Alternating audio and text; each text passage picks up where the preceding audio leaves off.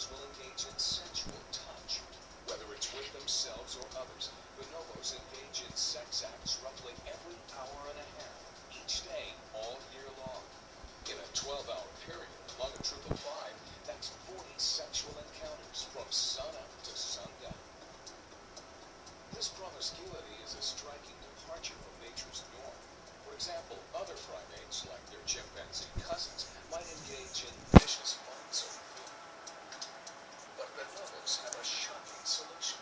Unlike any animals on Earth, these primates leave food alone. To diffuse tension, they engage in group sex. After sharing pleasure, sharing food is easy. Bonobos have no known taboos. For some humans, bonobo behavior is hard to understand and accept. But those who study them are struck by a trait that may set this wild, wanton sex apart: compassion.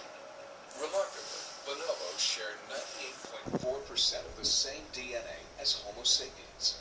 Could bonobos' sexual peacekeeping methods shed light on human choices and behavior? While few would advocate such promiscuous public sex acts, bonobos offer a highly unusual model of physical kindness over hostility, violence, and aggression. A literal version of make love, not war. They're so closely related to humans that I think us humans are fascinated by the fact that in watching these wild animals and groups set up in captivity, that they are very, very sexual oriented. But for now, the nearly 2% DNA we don't share may go a long way to explaining the boundaries between our forbidden taboos and their unabashed sexual enthusiasm.